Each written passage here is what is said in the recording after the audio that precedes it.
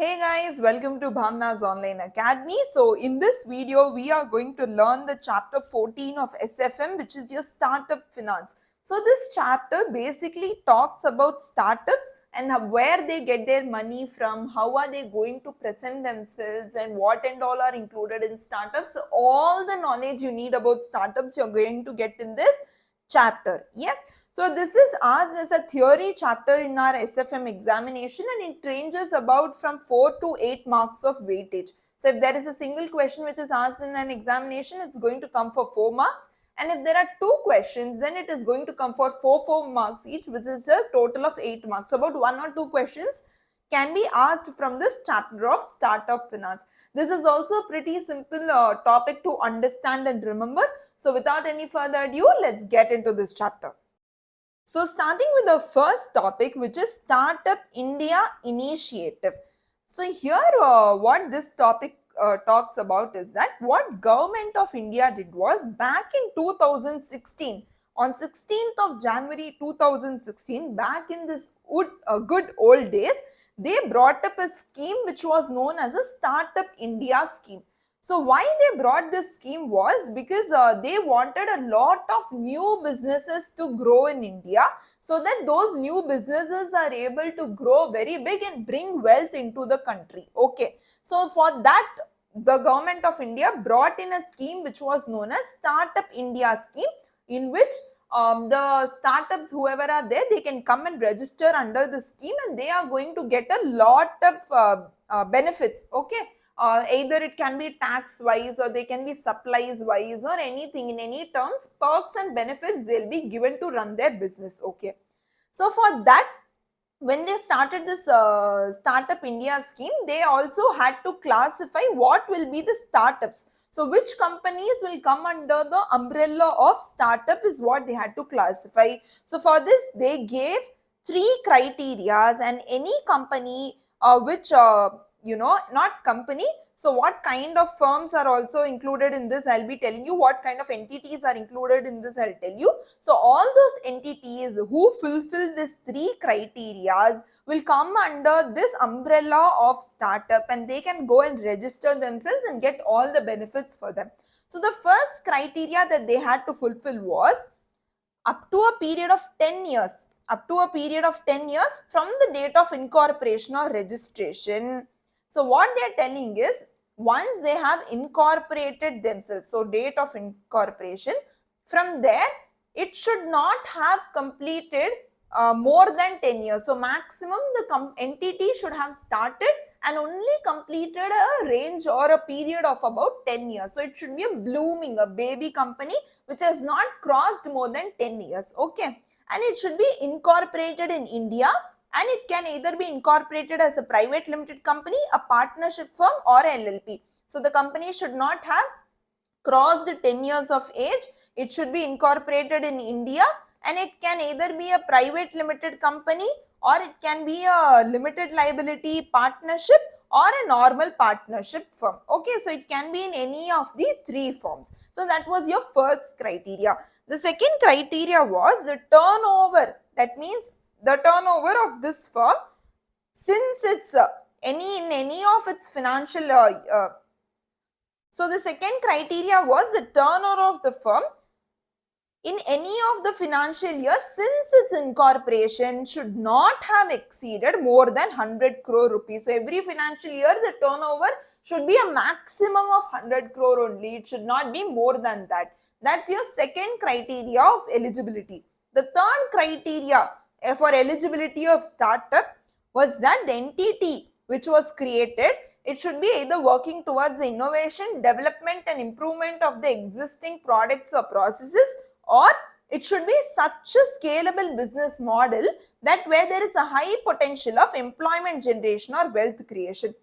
Okay, so one, they should innovate, develop or improve any of the products or processes which is there, or it should be such a business model which creates a high amount of employment in the nation or it creates a high amount of wealth. Okay, so if it's going to meet these 3 criteria, it will come under the umbrella of startup and it can get registered under the Startup India scheme and avail all the benefits. Okay, but there was one exception, exclusion. Sorry, there was one exclusion where they said that any entity formed by splitting up or reconstruction of an existing business will not be considered as a startup. That means if there is an existing business like Reliance and it suppose has two divisions, one is a petroleum division and one is a clothing division. Now what Reliance plans is, you know what, I also need all this startup benefits. Okay, so what I'm going to do is I am going to take my clothing division and set it up as a new business where the turnover of this clothing business is also less than 100 crores. So I'll get all the benefits. But if it's in my existing umbrella now, since we have already, like as a group, since we have already crossed more than 100 crores, we'll not get the benefits. But if I set it up as a different new entity, we can get that benefit because clothing line in particular has not crossed over, turnover has not crossed over 100 crores.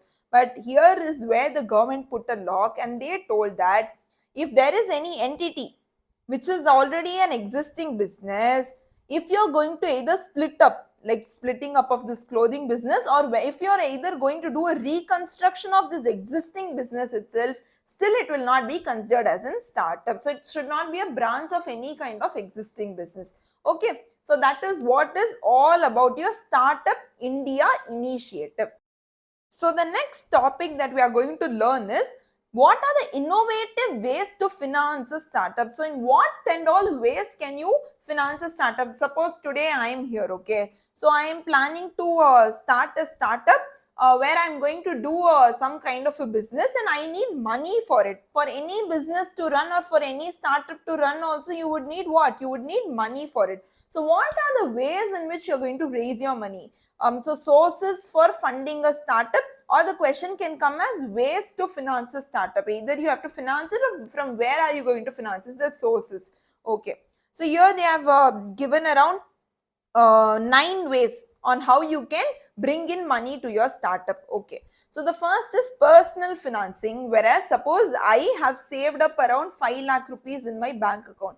Then I can invest this 5 lakh rupees into my small business or what I call as a startup and help it grow and run. Okay, so you have contributed your money from your personal sources, that is from your personal savings. That is what is known as your personal financing. So from that way you can bring in money to the startup. Number one. Number two is personal credit lines. That means what happens is there when a business is just starting and it is in the startup stage, usually the banks will be very hesitant.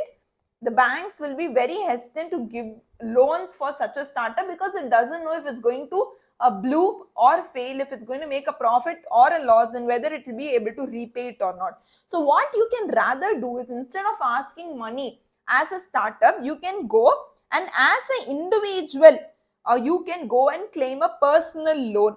Okay, so what happens usually is that depending on a person's credit worthiness, the bank usually gives you a certain credit line. Example, if you have credit cards, then you would be given a certain amount of limit on how much you can spend. So 1 lakh, 5 lakh, 1,000, 10,000. So you can use those and put it into the business, and then you can repay from whatever profit you're making in the business or revenue you're generating in the business. So using that, you can repay your personal credit line. That is the second method. First is personal financing. Second is personal credit line. Third is family and friends. This we all know. Whenever we are in need of money, who do we go searching for? It's either a family or our friends. So these are people who generally believe in you, that you can make big someday. Even if they don't believe whether your idea is going to work or not, they believe in you that you can make this business successful. So they'll trust you and give you the money. This is the third way of how you can bring money into your startup. Fourth way is peer-to-peer lending. So here usually what happens is there is a portal where a lot of individuals, okay, or a lot of people come together and they form these groups. Okay, so in this group what happens is they all have either similar interest or similar faith. Okay, suppose now I am going to planning to start a football arena.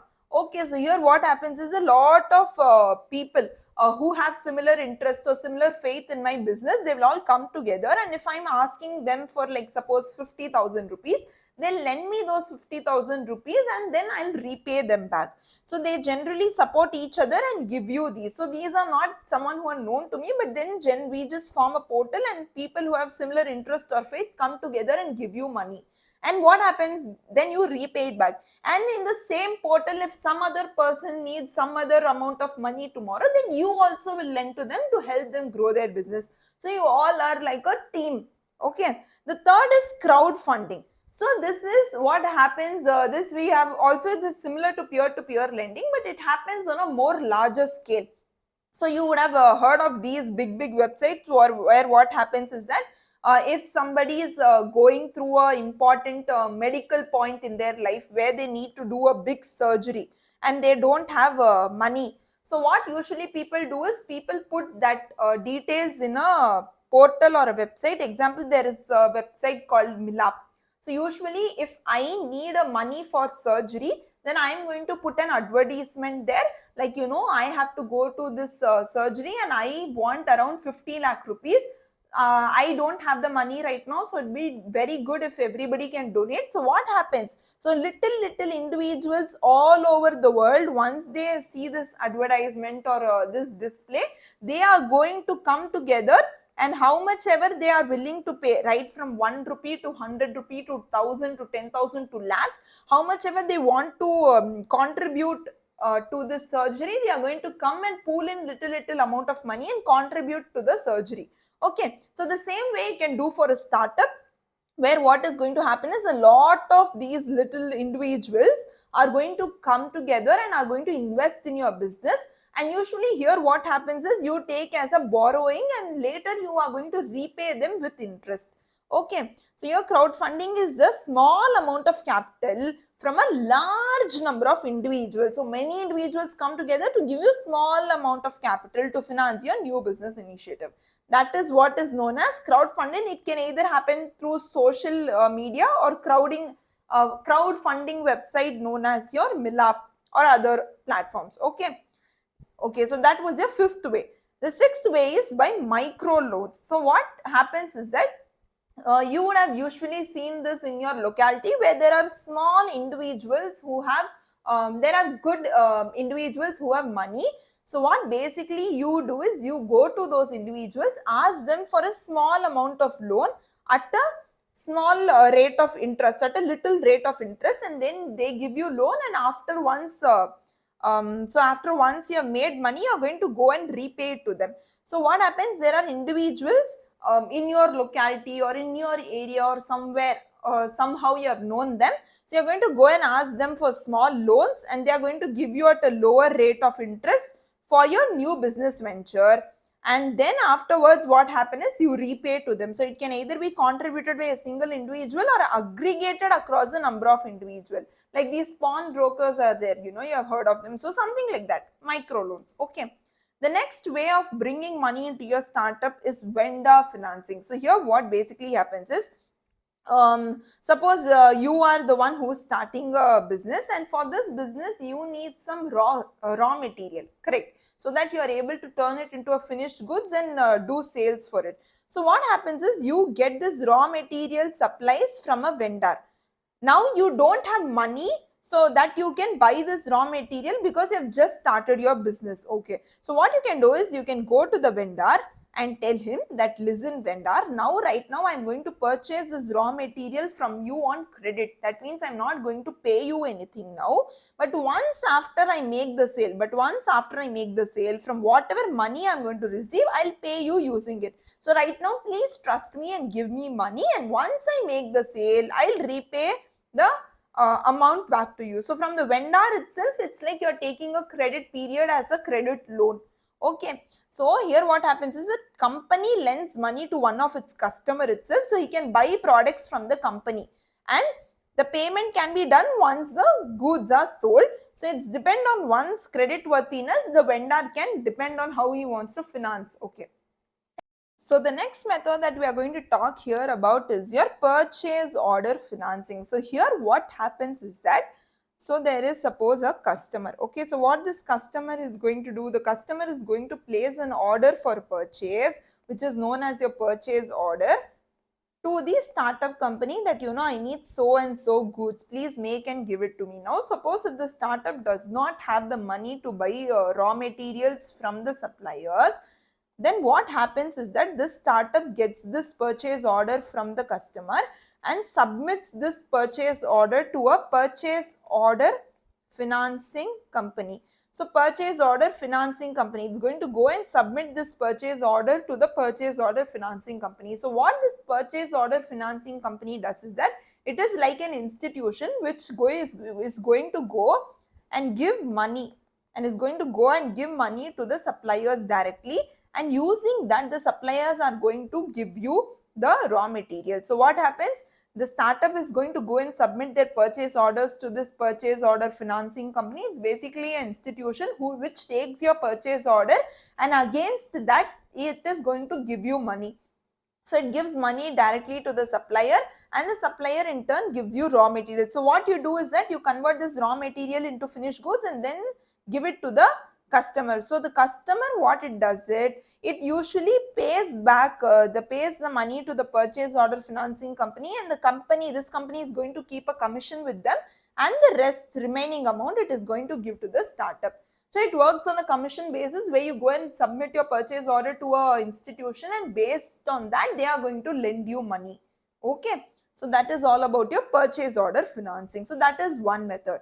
The last and final method is factoring account receivables. So here what happens is that it is a facility given to a seller who has sold the good on credit to fund his receivables. So what happens is that even though you are a startup, still your customers, they will not pay you money as and when you are going to give them finished goods. Okay, on the day you give finished goods, the customers are not going to pay you. The customers are also going to get a few credit period for themselves. Suppose they are going to pay you after 60 days, 90 days or something. Now what happens, you don't have money from the customer to run your business. You have to wait for another 60 or 70 or 90 days. So here you are in such a position. Since you don't have money, you cannot wait for so many days, but you have to make the sale also. So what you do is you make the sales to the customer. Okay, and you issue a accounts receivable or a trade receivable slip to them. So they are going to pay you after a credit period of suppose 60 days. So your customers are going to pay you money after 60 days. What you're going to do is you're not going to wait for 60 days. Until that, you're going to go to someone known as a factor. So what this factor basically does is he is going to take up all your trade receivables, and in turn of it, it is going to give you money. Suppose you have a trade receivable of around 7 lakhs. So 7 lakh rupees you have to get after 60 days. So you are going to go and issue this trade receivables to the factor. The factor what it does is he does his analysis, takes his own commission, and after that he is going to suppose give you back 6 lakh rupees. So now 6 lakh rupees the startup has on that day itself. Okay, it need not wait for 60 days. Today itself, in turn of its submission of its trade receivable, it has got 6 lakh rupees. So now what this factor does is after 60 days, it will go to the customer and collect the money. It is going to go to the customers and collect the money. But here the only benefit is that factor gets his commission, and also the startup's benefit is that is it need not wait for 60 days. On the day one itself, it can go and get money for that. Okay. So this is what is given here. So the factor will pay most of the sold amount upfront, and the rest of the amount he can give later. So these are the 9 methods. What are these? Personal financing, personal credit line, family and friends, peer-to-peer lending, crowdfunding, microloans, vendor financing, purchase order financing, and factoring accounts receivable. So in exam, usually when this question is going to come of innovative ways to finance a startup or sources for financing a startup, you can write all these methods, or around 6 to 7 methods, and inside that the content can be your own. So remember the side heads alone and write 2 to 3 line on your own depending on your general understanding about it inside it. Okay, so there is a mnemonic that I have given here, FFMPCV. FMPCV. Okay, you can remember is the FMPCV.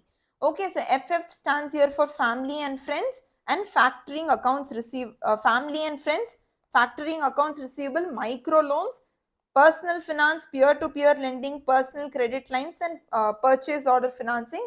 And then C stands for crowdfunding, and V stands for vendor financing.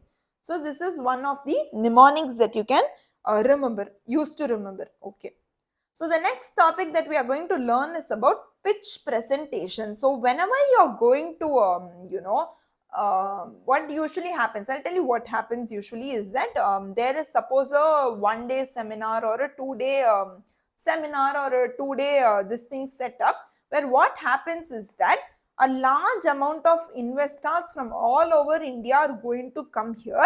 And here what happens is that it gives you a platform or a stage where the startup can come and pitch themselves, so it can collect money from all of these individuals. So here the startups are given a platform where they can come and pitch themselves, and in turn of that, since there are a lot of investors who have come here, who are interested to put money into new startups, they are all going to listen to your presentation and your pitch, and depending on that, if they like your business and if they're interested, they are going to give you money. So it's also one more way of raising money.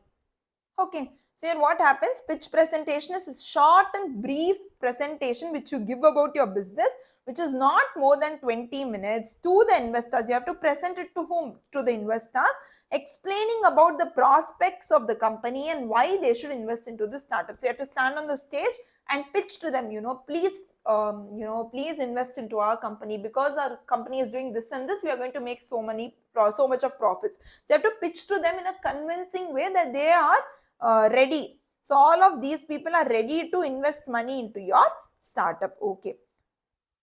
So this pitch presentation can either be made during face-to-face meetings or online meetings. Okay. So how do you have to make a pitch presentation is what we are going to understand. So what are the elements in a pitch presentation? Or here the question you can come as, what are the methods to how to approach a pitch presentation? What are the methods? Okay. So this is what you are going to understand now. So this is very, very helpful in case tomorrow you are going to start up your own business or a company and you have to go and pitch your business and get money into your business. Then what is the method or steps that you have to follow to make a appropriate pitch presentation? We are going to understand. The first is you have to introduce yourself. You have to go and not directly start with your company, but first introduce about yourself, who you are, what are you doing. Suppose I'm currently a CA student. I have been working hard on my business.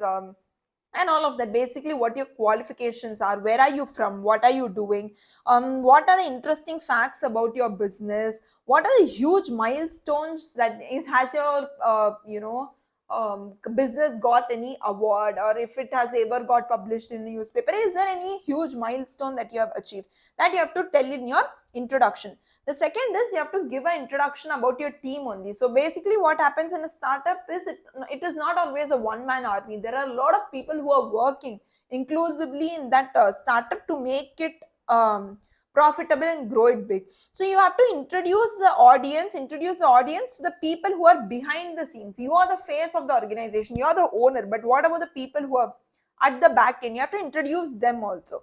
Then third thing is, when you're doing this pitch presentation, you have to tell what problem are you addressing. Like you remember when it was a case of let's take the case of Redbus. So Redbus, why did they start it? Because there were two friends who were trying to find a transport to go to their hometown, but they were finding it very difficult to book and go. So they thought, why not we have a place where we can just go on an app and book our tickets. How easy will that be, rather than standing this long queues for hours and hours and still not knowing whether you will have a bus or a train to catch, or will there be seats in it or not. So to address this problem, they made this app known as Redbus. So you have to here tell what is the problem that you're going to solve and what are the different solutions that you are working towards. Okay. Suppose here they introduced Facebook and it was launched in 2004, and that time Orkut was very famous. So what they did was, in Orkut there was a very big problem that it was not very lively and the customers had no privacy in that. So Facebook came in and addressed all the problems that Orkut had, and it became an instant hit. Among the people. So like that, what is the problem you are going to address? You have to say. The fourth is how you are going to address the problem. What is the solution? So in the third point, you have to tell what is the problem. In the fourth point, you have to tell what is the solution you're bringing to this problem. Okay, suppose when Flipkart was first introduced, you know what happened? There were a lot of e-commerce websites in India, but there were two problems which all were facing. One was this e-commerce people were not giving cash on delivery, and at that point in life, on 2007 and all, the credit cards or UPIs were not very famous or were not there as much. Okay, so the Flipkart brought in a method of cash on delivery, solving this money problem. Second is that the delivery of goods were very slow. So Flipkart, what it did was it bought its own supply chain, which was very fast in delivering the goods. So it also addressed this problem of slow delivery. So Flipkart addressed two problems. One was a money problem, the other one was a delivery problem. So like that, what is the solution you are planning to give to solve the problem? You have to tell them. Then fifth point you have to tell your investor is what is going to be your marketing or your sales strategy. Okay, so what is your market size? How many people in India are interested in this business or in your product or in your services? What are your target customers? Are they luxury people, or are they poor people, or are they middle class people? How are you planning to attract the customers? Whether you're going to give free products or going to give some launch offers, or what is it going to be? And if your business is already started to sell some goods, then what is the growth? How are you going to make the growth in the business? What are your future revenue forecasts? You have to tell them all. Okay. Sixth point that you have to tell is about the projections or milestone. That means in the future, how is this business going to do? So you have to give them three basic documents. That is income statement. So it knows about what and all expenses you have in the business, what kind of incomes you have in the business. Then you have to give them your cash flow statements showing future projection of how today the cash flow is there in the business, and tomorrow on future how are the cash flows going to be in the business, and the balance sheet of how much assets and liabilities you have. And it helps in them understand the overall finances. So you have to give them the projection and milestones also. You have to also tell them how much profit are you planning to make in the future years, where is the business heading, and all of that. So seventh thing that you have to tell the investors or pitch about is who the competition you are. So what are the different products and services are you providing, and who are the competitors in that range, and how are you going to differentiate from your competitors and give the best product? So competitors have been acquired. If there is any competitor that you have acquired, like Facebook acquired Instagram, so if there is anything like that, then you have to give the complete details, like what is the name of the organization, at what price you have acquired them, and all of that, and how is it helping you. Okay, and the final thing, I think this is the eighth and the final. There is one more point after this. So the eighth point that you have to tell them, the investors, is about what is your business model. That means who are your target customers, what are you offering, what is your strategy, how is your infrastructure, how many branches you have, where and all are you located, what is your organizational structure, what is your hierarchy, how are you sourcing your raw material, what are your trading practices, what kind of credit terms do you have, are you giving in credit or not, is it only cash basis, what is the operational process, what are the policies, how is your work culture in the organization. Every single thing about how you run a business and what is your business model, you have to tell to the investors, so they have a very clear and a very detailed idea about how your business is running. Only then they'll be interested to give you money, because you're going to ask a big amount of money. You're not going to stand there and ask for a 50 or 100 rupees. It's going to either be a 50 crore deal or a 50 lakh deal, so it's a huge amount of money. Okay, and after that, finally you have to tell them about how you are going to finance. Okay, so if you have already raised some money for your firm, how have you used it? Okay, what did they do about it? You have to tell them. Or if you have not raised any money until now from many external people, so whatever money you have put in in the business, with the minimum amount of funding that you have, whatever you have put in the business, how have you managed to raise it, and how are you using it and utilizing it? You have to tell them. So in a pitch presentation, what are the points that is going to be included? You have to introduce yourself, introduce the team, what is the problem, what is the solution, how are you going to market and sell your product, what are the projections and milestones, who is your competition, what is your business model, then how are you going to finance your business, and if you have already financed it, how have you financed it and how are you using it. So there is a mnemonic for this also, which is PM, sits on PC for business financing. So Prime Minister or Modi ji sits on a PC for business financing. So P stands for problem, M stands for marketing and sales, S stands for solution, then I is going to stand for introduction, T for team, another P is going to stand for your projection or milestones, and then C for your competition, and finally is your financing. Okay, so this is how you can remember this with a mnemonic. Fine. So now that we have understood about pitch presentation, the next thing that we are going to study about is what is the modes of financing for startups. Earlier we read sources or innovative ways for financing a startup. Now we are going to read modes of financing a startup. Those two topics are quite similar, but in examination always remember if what topic is asked, what you have to write. So there are different points in both. So you have to make sure you're going to write those. So in modes, you have three modes for financing a startup. One is bootstrapping. First one is what? Bootstrapping. The second one is angel investors. And the third one is venture capital firms. Venture capital firms. So we are going to read about these three topics which are very, very interesting. And with this, we, I think, are going to wrap up this chapter, and that's it for today. Yes. So let's enter into our most interesting topic for the day.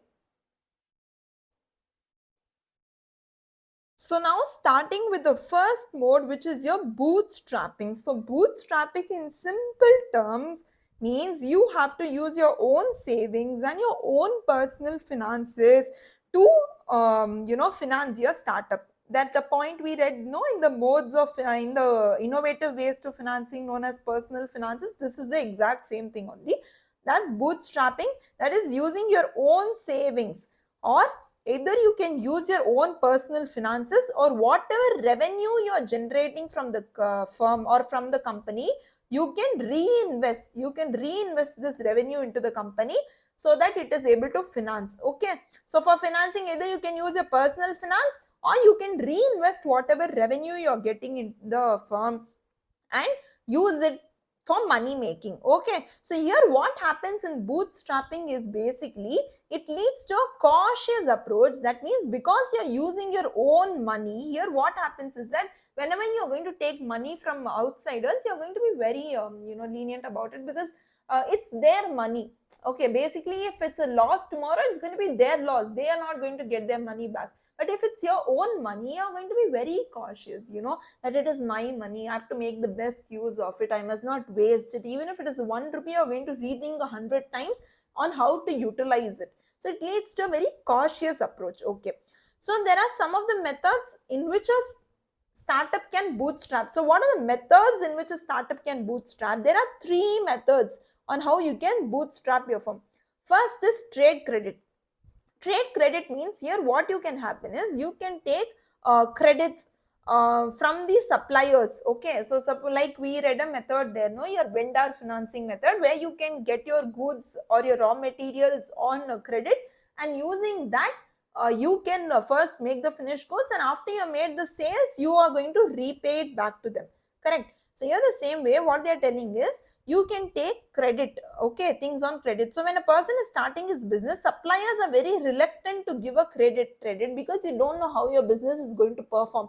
So they'll be very reluctant to give your trade credit. But what you can either do is that you can go and visit the supplier's office, and you can talk to the owner directly on, you have to have a very good financial plan, and you have to tell them, see, this is how I'm going to make my sale, this is how I'm going to make money into the business. So you need not worry, you can right now give me your goods on credit, I will make sales out of it, I'll convert it into finished goods, and I will make sales out of it, and I'll repay you using that, don't worry. So okay, that is in the case of a small firm, you can directly go and talk to the owner. Now what if it is a big firm? You can go to the chief financial officer and you can contact them and convince about your financial plan. So what usually the owner or financial officer can do is they may give half the order on credit and the balance on delivery. So here what they can tell you is that half of the order you first take it. That means if you are asking me 100 raw materials, 50 raw materials right now I'll give you on credit basis, and once you repay me this bag, the other 50 then I'll give you, okay, the balance on the delivery I am going to give you. Okay. So what happens here is that this is all about your trade credit. So here basically you take like a credit from the supplier himself and then you repay back to them. The next is factoring. We already read about it, where your accounts receivable you are going to go and sell it to a commercial finance company or to a factor to raise capital. So you're going to go give them your trade receivables in turn of them, or in return of them you're going to get money and use it into your business. So one is using your trade credit or using your factoring method. A third one is using a leasing method. Rather than purchasing this big plant and machinery, you can go and take them on lease, and instead of giving upfront 5 lakh rupees, every month you can pay out 5,000 rupees, which is even more feasible for the company to do. At one time itself, if they have to make 5 lakh payment, where are they going to get money from? But if it's like every month 5,000 payment only for using those plant and machinery, then that's much easier. So when you're starting your business using bootstrapping methods, you can either take a trade credit, or you can use a factoring method, or you can take a leasing method and do your business, or bring your finances into your bring more finances into your startup. That was all about your bootstrapping. Very easy, done. The next you're going to read about is your angel investor. So what is angel investor? In very simple terms, it means getting money from your angels. Who are your angels in your life? Your family and your friends, getting money from them. These are your angels. So angel investors. So these people are who are usually your angel investors. So here what happens is that these angel investors, they invest in small startups, and they are usually the entrepreneurs' family and friends. So usually, okay. So they are often the entrepreneurs' family and friends. What they usually do is they usually do a one-time investment only. So they're going to use give you one-time money, and you can use it in the business. You can inject that money into your business and help it run in the difficult early stages. These family and friends, or these angel investors, are there, they are having more favorable term compared to other lenders. Like other lenders going to sit on the top of your head if it's a month end, they'll tell you repay, but your family and friends are going to understand your situation and be more be more easy on the terms and conditions there. So there are other names for this angel investors. They are also known as informal investors, angel funders, private investors, seed investors, or business angels. So you have to remember all of these names, because in any name they can ask you. So they'll not ask you in an examination, explain about angel investors. They can also tell you, explain about seed investors. So who are seed investors? You have to remember. Who are informal investors? You have to remember. These are all other names for angel investors only. So you have to remember them and answer in the examination. These angel investors are typically who are going to use their own money. So your family and friends are going to use their own hard-earned money to give you money for your business. Okay. So angel investors who seed startup that failed during the early stages. So what happens is that usually in the early stages, the startups are usually struggling a lot. Okay, they're about to fail, but if someone gives them money, they can maybe rebounce and reback. So at that time, angel investors come in and they give startups money, and when they are failing during their early stages. Okay, so that was all about your angel investors. The next thing that you are going to talk about, so we have completed 2 topics here. What are those 2 topics? Bootstrapping and angel investors. And the final topic we are going to understand is venture capital funds. Okay, venture capital firms or funds. So it's venture capital fund. Okay. So what is a venture capital? Let me first make you understand this. Okay. So what happens is, there is a venture capital firm, and this firm is usually a trust, a company, or a LLP. So what it does is that it has a lot of contacts, and there might be bank, financial institution, high net worth individuals, pension funds, or corporation. So all these people, what they basically do is they give their money, or they pool their money into this venture capital firm. Okay. And what this venture capital firm is going to do is, whatever money it has received from all these investors, it is going to go and invest into this small startups or business which have an exceptional growth potential. That means any normal business in the market is only can give you 10% growth. or 15% growth on money. But there is a startup which is going to give you more than the market return, which is around 25% potential growth on your money. Then this venture capital is going to find firms like that, or startups like that, or small businesses like that, and going to invest in that. So it is going to pool money from these investors and then going to go and invest into this startups or small businesses. Okay, so this venture capital firm is also known as your funds pooling vehicle, because all the funds are pooled together here to invest into the small businesses. Okay, so this venture capital firm can either be a trust or a company or a limited liability partnership. But in India, this limited liability partnership is not allowed to become a venture capital firm. So it either is a trust or a company. Okay. Yes. So here what happens is that before you this venture capital invests the firms into the startups or small business, there is someone who is known as investment advisor. So what this investment advisor is that he is the major responsible person who is registered with SEBI. Okay, and he or she is the one who is going to manage the asset, manage all the money and manage the assets, and then is going to take decision, is going to take major decision on which companies to invest in. So venture capital firm also is going to invest in this startup and businesses, but it is going to invest through this investment advisors. These investment advisors are the people who manage the assets and who takes decision on where and when you have to invest money. Okay, so this I have explained through a diagram. Now let's read through the text. So venture capital fund, so it means that it is an investment vehicle that manage funds of investors. So investors put this money into this investment vehicle, who is going to invest next in the startup firms and small businesses who have exceptional growth potential. That's what we understood. So the venture capitalist generally, so venture capitalist means these investors, they usually finance new and rapidly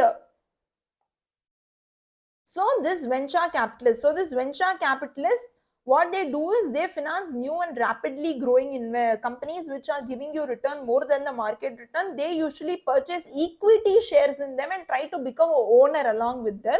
So since they have purchased equity share, they work as owners now. So they are going to assist in the development of the new products and services of the startups, and they are also going to help add value to the company through active participation. So they're not only going to invest, but they're going to invest in such a way that they become owners of the company using equity share. And once they have invested like that, they are going to give value to the company, and they're also going to help in the development of new products or services, because this venture capitalists are very experienced and would have already invested in a lot of other companies. So they have a very good idea about how to run and manage a business. So they're going to help that way. So what is the characteristic of venture capital financing? So if you're going to get a financing from venture capitalist, that is this venture capital firm or this venture capitalist, what are the characteristics you're going to find in them is they are going to invest in you for a long horizon. That is for a minimum period of 3 years to a maximum period of 10 years, they are going to invest in you. But they'll have a lack of liquidity, because they are going to give you the what do you say, money, and they are going to invest in as equity. So as and when they wish, they cannot take money out of the firm and go. So there is going to be a lack of liquidity. It's going to be a high risk to them because of high risk, and they can also get high return instead. So wherever you have high risk, you can also aim for higher returns. So that is there. And there is an equity participation. That means since they are investing in the form of equity, the venture capitalists are going to participate in the management and help the company grow. So these are the 4 characteristics of a venture capital financing, which is high risk, equity participation, long-term horizon, and lack of liquidity. Okay, yes. So the next topic we are going to understand. Yes, so the next topic that we are going to discuss is the advantages of bringing the venture capitalists in a company. So now you have understood until now, how does a venture capitalist work, what are his characteristics going to be, and now you are going to understand what is the advantage of bringing them into our company. The first advantage is that they are going to invest in our firm for a long term. So long term equity finance you're going to get, which means you need not have the pressure of repaying back to them in the in a near future or even in the longer future. They have just given you the money for a long-term equity. Okay. The next is these venture capitalists are going to become your business partners, and they are also going to share both the risk and rewards because they are going to be a shareholder in the firm. The third is they are going to give you practical advice and assistance to build your company and to make profits, because they have the past experience with other companies. So from the past experience and the past knowledge that they have gained, they are going to give you good advices and assistance on how you have to run your new startup.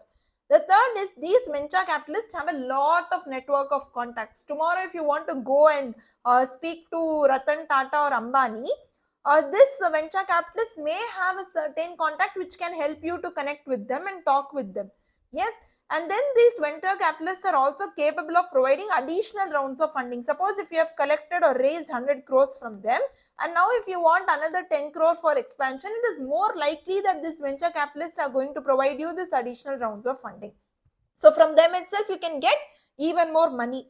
The last before point is that they are experienced in the process of preparing a company for IPO. So if a company wants to go public, okay, what this venture capitalists can do is, since they already have the experience of seeing other companies go to public or issue their own shares in the market or initial public offering, if they want to issue shares in the stock exchanges, the venture capitalists can help this startup do this. And the final is the venture capitalists can also get you customers, which will help you facilitate a trade sale. Okay, so what are the advantages of bringing venture capitalists into the company? Here you have a short form for it, a mnemonic for it: business of PEN and CFL. PEN means P stands for they'll give you practical advice. Here E stands for giving you experience in becoming public or giving IPOs. N here stands for network of contacts. C stands for capable of providing additional rounds of funding. F stands for facilitating a trade sale. L here stands for long-term equity finance. Okay, so these are the advantages if you bring a venture capitalist in your company. Okay. Then so here the next topic talks about so your company basically goes through a lot of stages, correct? So in which stage of business can this venture capitalist invest in your company is what we are going to understand. Let's first understand the different stages. So there are totally 6 stages in which your venture capitalist can come in and invest in any of one of the stages. Okay, so the first stage of a startup is when they need seed money. What the seed money means is that the business will have an idea. Okay, and to prove this idea, they will need some money so that they are able to create a test model out of it. So that they are able to prove this idea and create a test model out of it, they will need some money. So their venture capitalists can provide them with seed money. The second stage is startup stage. So here what will happen is, now once the startups have made their test model, they will need more money to develop their actual product and also to market this product and to tell everyone that we are making some product and you all can come and purchase this. So for that marketing and product development also you'll need money. So at this stage also your venture capitalist can invest. The third is your first round. So in first round, what happens is that, so once you've developed your product and marketed your product, now what you have to do, you have to go and sell them. So sales and manufacturing too, you have to manufacture more of those products and make more sales. So for that also you will need money. So at that time they can come in. Second round also they can come in, where you would the startup would need more working capital. Okay, so at that time also they can give you money for working capital as a second round investment. The third round is when it is also known as mezzanine financing, where you get money from them for expansion. Okay, and the final one is the fourth round, which is also known as bridge financing, where you get money from the venture capitalists to go public.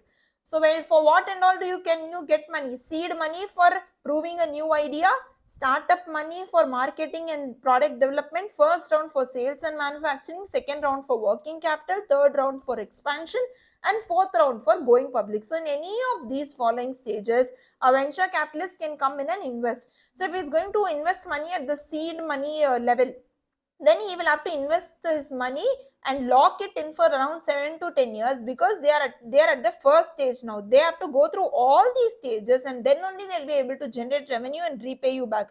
So here, when you're going to venture capitalist is going to invest money at the stage of seed money, their money will be locked in for the business for 7 to 10 years. So as further your stage grows, the lower will be the lock-in period. The lower will be the lock-in period. If the venture capitalist is going to give you money at the fourth stage, which is the stage of going public, then in 1 to 3 years he can get his money back. Okay, so depending on the stages, your risk will also be there. Your risk will keep on decreasing. Okay, so that was all about the stages of funding for VC. So at which stage can the venture capitalist come in and fund you or fund the startup? Okay, so the next topic is VC investment process. So how is the venture capitalist going to come and invest in your business? So what is the process for that? So now if you today want to go and get money from venture capitalists, what is going to be the investment process is what we are going to understand here.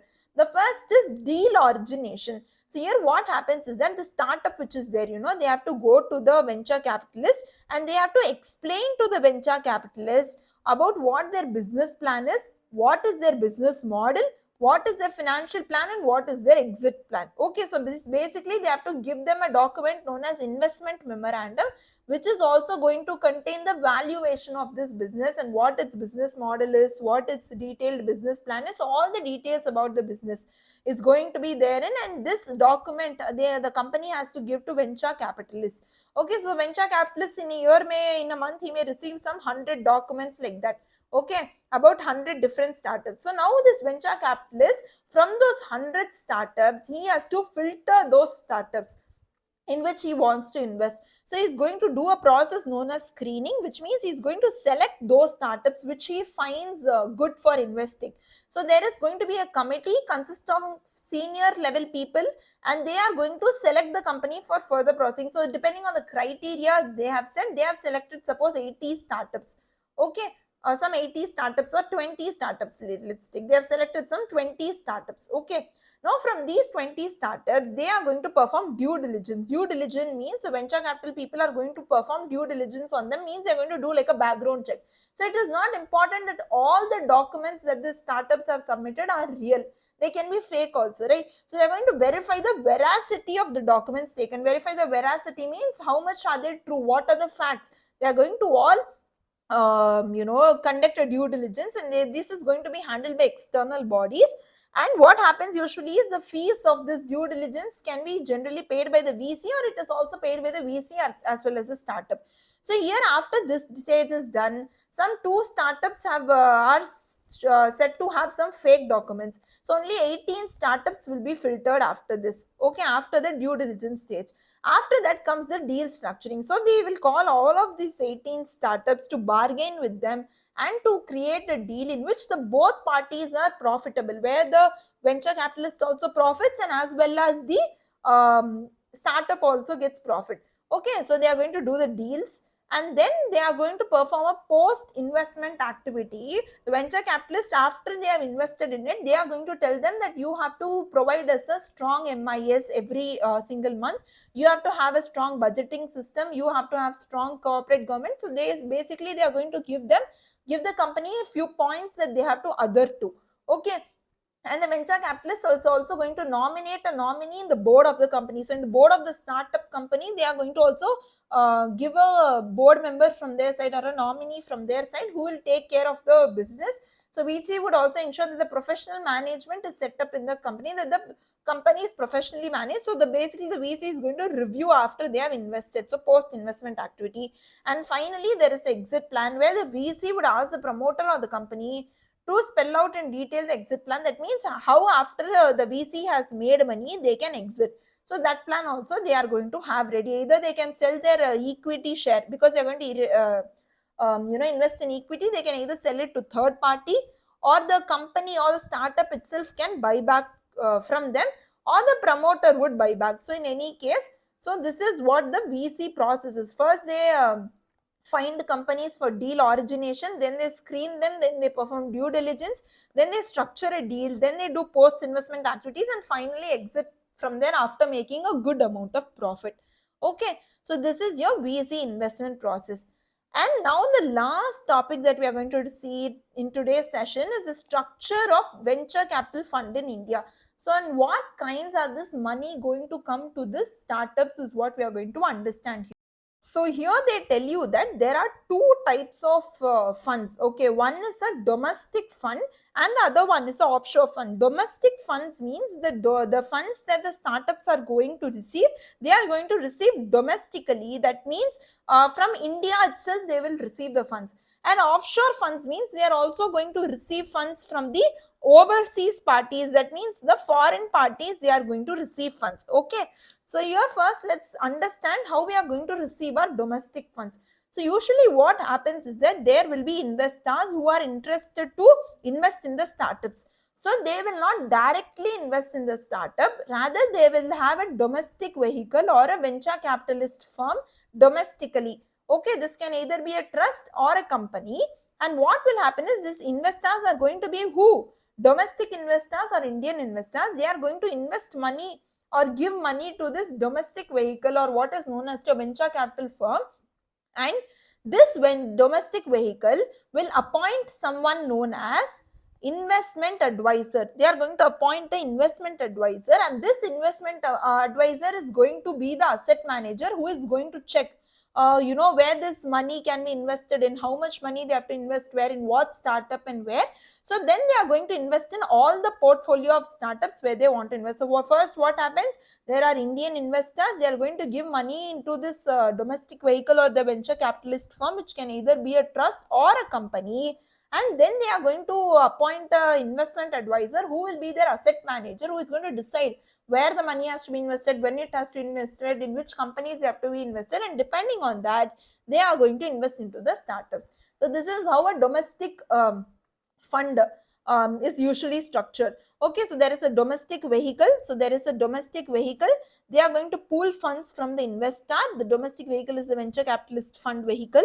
And then there is a separate investment advisor who is going to carry the duties of an asset manager, and he is going to decide on how to manage those money.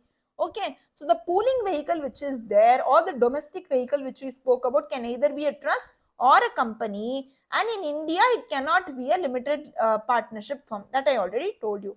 Okay, the second type is offshore funds. So in offshore funds itself there are two types. One is an offshore structure and the other one is a unified structure. So there are two types. One is offshore structure and the second is a unified structure. So what is an offshore structure, we are going to understand. So here what happens basically is that there is a overseas investors. First we are going to understand a offshore structure. So here there is a overseas investor, means a foreign investor. If he wants to invest money into the Indian portfolio companies, he cannot directly come and invest. He is to invest in a investment vehicle which is originated outside India. So outside India itself, they need to make an investment vehicle, or they need to give money to an investment vehicle which is located outside India, and this investment vehicle which is located outside India is going to invest directly into this Indian portfolio companies.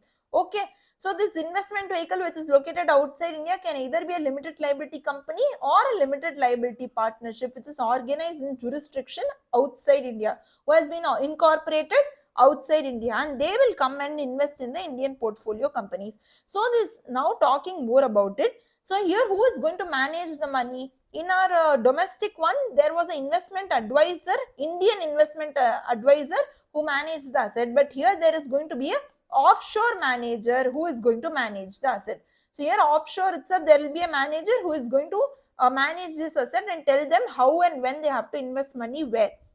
Now what happens is that they are going to tell them, and depending on that they are going to invest in this Indian portfolio companies. But in India also there is going to be an Indian advisor. What this Indian advisor is going to do is he is going to carry out due diligence activities. That means he is going to check whether in whatever companies you have planned to invest, whether those Indian portfolio companies are real, whether they are good or not, and they are going to identify good deals for them to invest. So there is an overseas investor. He is going to invest money in the investment vehicle which is located outside India, and this investment vehicle is managed by offshore manager who manages the asset.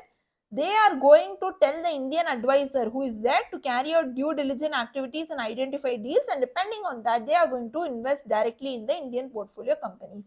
So here offshore structure, what happens? There is an investment vehicle which is either the limited liability company or limited liability partnership which is incorporated outside India. They invest directly into the Indian portfolio companies. There is also offshore manager who typically manages assets, and there is an investment advisor in India who carries out due diligence activities. Okay, so this was your offshore structure. There is another structure which is known as unified structure, where here what happens, there is a overseas investor also and there is a domestic investor also. So the overseas investor invests money in the offshore vehicle, and what this offshore vehicle does is he does not directly now invest in the local portfolio. Now he is going to invest in the domestic trust. There is a domestic trust which is going to be created, in which the offshore vehicle is going to send money to, and the domestic investor is also going to send money to this domestic trust. So overseas investor has money, he is going to send money into this offshore vehicle. This offshore vehicle is going to send money into the domestic trust. This domestic investor is also going to send money to the domestic trust. So this is located outside India, this is located in India. Then finally, when the domestic trust has collected all the money, they are going to invest in this local portfolio investment or in the Indian startups. Okay, so this is how a unified structure works. So overseas investor pool their assets in an offshore vehicle, and this offshore vehicle is going to put it in a locally managed trust in India. The domestic investors from India are also going to put it into the same trust, and then the trust is going to be used to make the investment, that means in startups. So what is the difference? In domestic funds, only Indian companies will invest. Offshore funds, only outside parties will invest. In unified structure, both Indian and outside parties are going to invest. Okay, so that's it, guys. So that was all about your chapter number 14, startup finance. I hope you enjoyed watching this lecture, and if you have any feedback on this lecture or any doubts, please make sure to leave it in the comment section down below, and don't forget to like and share it with your friends so they are also benefited out of this. Thank you so much for this lecture. Thank you so much for attending this lecture. Let's meet you in the next video, guys. Until then, thank you. Bye bye.